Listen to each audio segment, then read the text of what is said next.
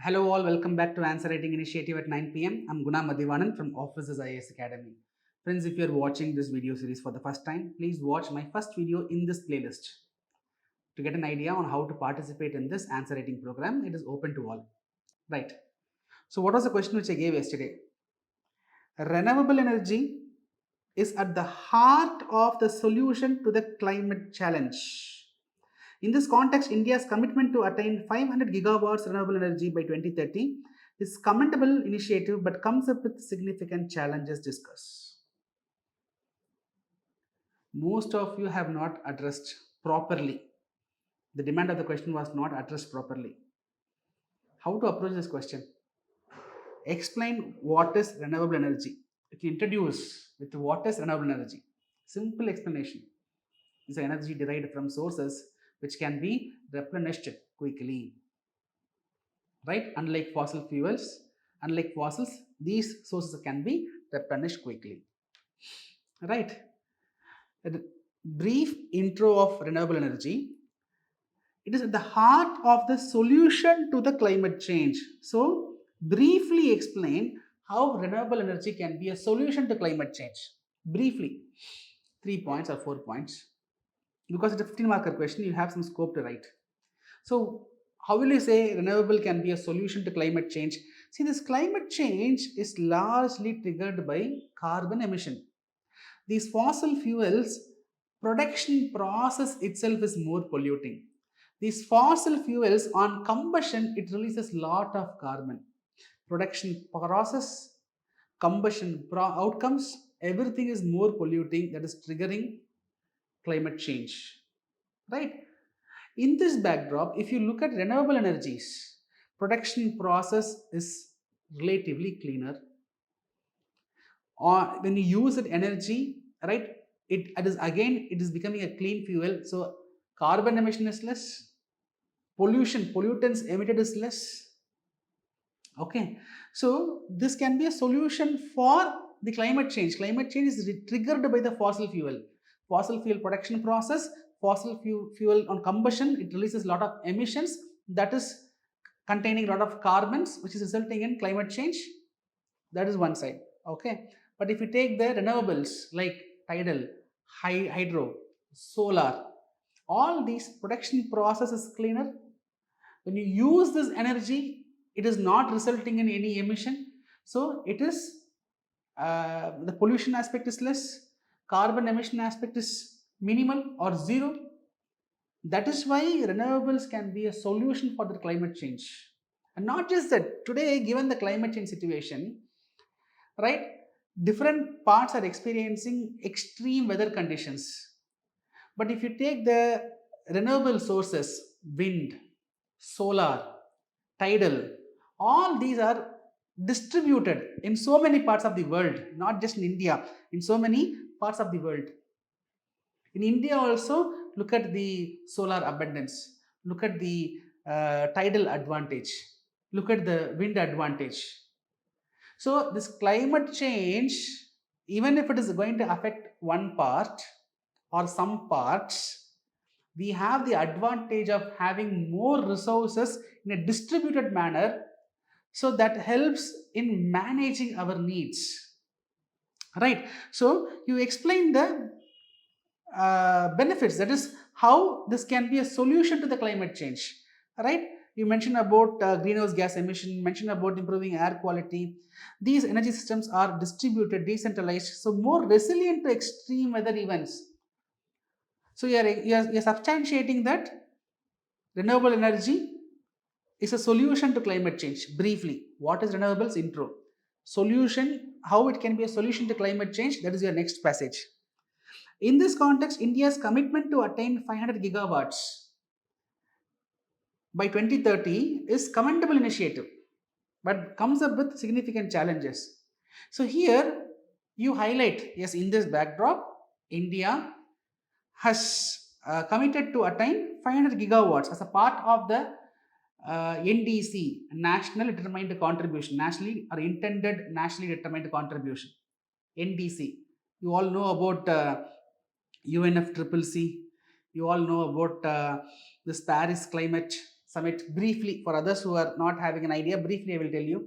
In 1992, there was a UN conference which was held in Rio de Janeiro. The conference was about human environment and human development. On the title, the conference was held in 1992 in Rio de Janeiro. Right. So that summit is also called as Earth Summit. So three outcomes of the summit was signing up of three important conventions. That is United Nation framework on climate change, UNFCCC, United Nation Framework Convention on Climate Change. Then CBD, Convention on Biological Diversity. Then UNCCD, UN Convention to Combat Desertification. So three important conventions were signed in 1992. What are those? UNFCCC. One that is regarding climate change. Another one is regarding biological diversity. Another one is regarding combating desertification. Now this UNFCCC, if you take, that is the Climate Change Convention. Many countries have signed these conventions. This UNFCCC was also signed by many countries including India. Those signatories of this convention, they will be meeting once in 2 years. They'll be meeting, every year. They'll be meeting every year. Every year they'll be meeting. That is the signatories of this UNFCCC, signatories of this convention, they'll be meeting every year. That meeting is called as Conference of Parties. Conference of Parties, that is signatories. Conference of Signatories. So this 21st Conference of Parties, which was held in the year 2015 in Paris. So in that 2015, we had Conference of Parties 21. In this COP21, every country they came with NDC, nationally determined contributions. Briefly, I will tell you, these are targets. Every country voluntarily, they are keeping some targets that we will achieve this target in this particular year. In 2015, it was introduced. Okay. Then in COP26, Conference of Parties 26, which was held in 2021, this 26th Conference of Parties was held in Glasgow Summit. Like COP21 was held in Paris, right? This COP26 was held in Glasgow in 2021. In that summit, our NDC, the original NDC, which we were declaring in the Paris summit, that NDC we were revising. The revised target says by 2030 we will achieve 500 gigawatts. Don't explain this much. For someone who is not aware of the history of this target, I'm giving that explanation. Okay, so what happened? You are explaining renewable energy, you are explaining how it can be a solution for climate change. Since it is becoming a solution for climate change, Indian government has decided to increase the share of renewable energy in its energy mix. Right? As a part of the NDC commitment, India has also revised the NDC commitment to reach a target of 500 gigawatts, which is commendable. Okay. But it comes up with challenges. You have to highlight challenges. But lot of students, you were explaining about how it is commendable. The question is not how it is commendable. The question says, yes, it is commendable only, but achieving the target comes up with challenges. But lot of students, why it is commendable? Number 1, 2, 3, 4, 5, 6, 7. You are going to write only 250 words. Right? The question is not about why it is commendable. The question is, all okay, it is commendable, but there are challenges. What are the challenges? List it. Number 1 challenge. These renewable energies, they are facing some interruption in their supplies. For example, you take solar, 12 hours of sunlight, another 12 hours of darkness. There is no uninterrupted supply. The supplies are interrupted. So what happens? These renewable energies, whenever it is made available, we have to store it. So we have to have storage infrastructure. For storage infrastructure, we depend on lithium batteries. Now, lithium batteries, it is coming from different countries. The supplies should be ensured. When there is a disruption in the supply, our storage system will get affected. Interruption is one challenge, storing is one challenge, right? So okay, you have stored it, now you have to integrate this energy with your regular grid, power grid. So the renewable energy generated, solar power, tidal power, wind power, that power has to be integrated with the regular power grid, for which we need infrastructure. We are not having that, and we are having, but we have to improve it, right? Heavy investment is required, heavy investment is required, right? And also we need large land area. See, solar power, huge land area has to be utilized for this purpose. So we have to build physical infrastructure, we need to put lot of money, government has to invest, private has to participate, we need more investments to do this. So many challenges you listed, right? Don't just stop there, provide some solution. Yes, there are significant challenges, but there are solutions. Such a way forwards, what we have to do.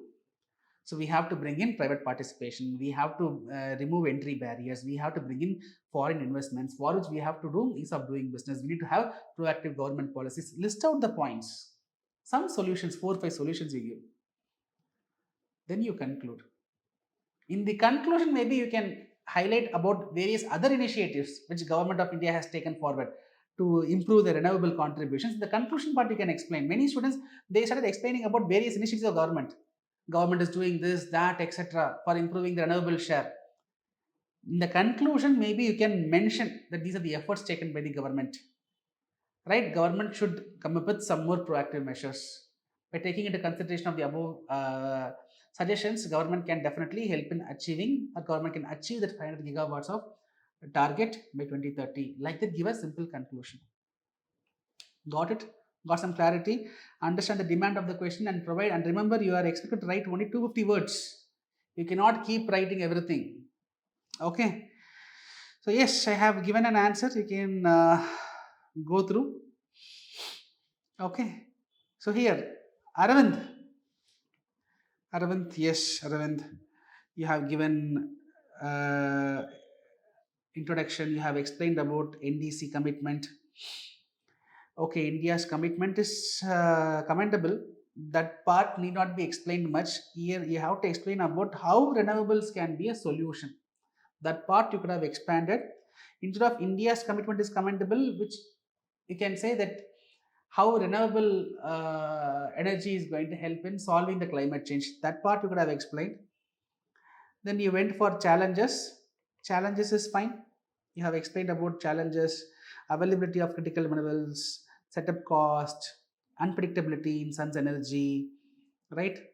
Low power load factor, grid connectivity. Okay, all these are fine. The remaining aspect and the conclusions is fine. Despite the challenges, you have mentioned other initiatives of the government. All those fine, right? So your answer is okay. Pavitra, so yes, your introduction is fine. Why the initiative is commendable? Again, you have not explained how renewable energy can be a solution for the climate change. That aspect, like the previous answer, you have not addressed. See, first we will decide the subheadings. Once we decide, then we will not deviate. Okay.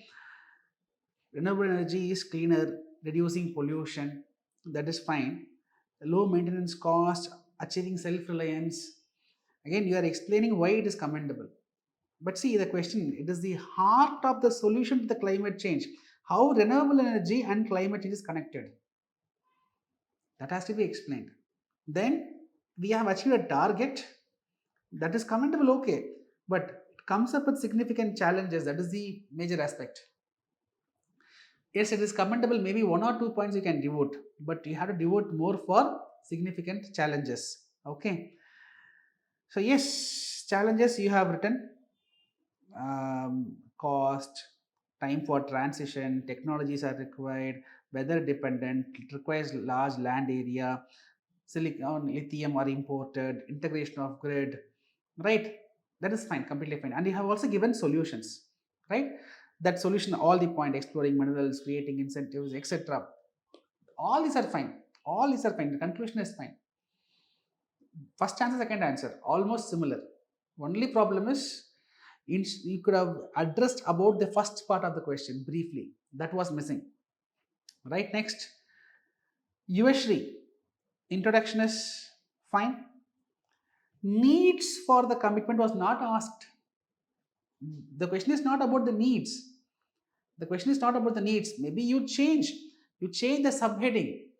I will suggest for everyone, decide what subheadings you are going to write. Once you decide that, then you will not deviate from the answer.